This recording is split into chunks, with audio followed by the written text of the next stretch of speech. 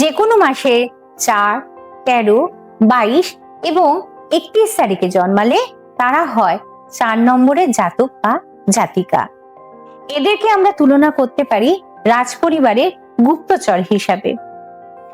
রাহু দ্বারা নিয়ন্ত্রিত হয় এই নাম্বারের জাতক জাতিকারা। গুপ্তচর কি করে? ইন্টেলিজেন্স, তাই না? তা অর্থাৎ এরা বুদ্ধি লাগে, যে সমস্ত সাবজেক্ট গুলো আছে, বুদ্ধি যেখানে কাজ করবে সেই সমস্ত সাবজেক্ট নিয়ে পড়াশোনা করলে সফলতা পাবে। যেমন তারা কম্পিউটার নিয়ে পড়াশোনা করলে সাফল্য লাভ পাবে, যদি ইলেকট্রনিক্স নিয়ে পড়াশোনা করে তাহলে সফলতা পাবে, যদি ইলেকট্রিক্যাল ইঞ্জিনিয়ার হয় তাহলে সফলতা পাবে, এবং ইন্টেলিজেন্স ব্যুরোতেও তারা যদি যোগদান করে তাহলেও সফলতা পাবে। মার্কেটিং করতে পারে, ইভেন জ্যোতিষশাস্ত্র নিয়েও পড়াশোনা করতে পারে।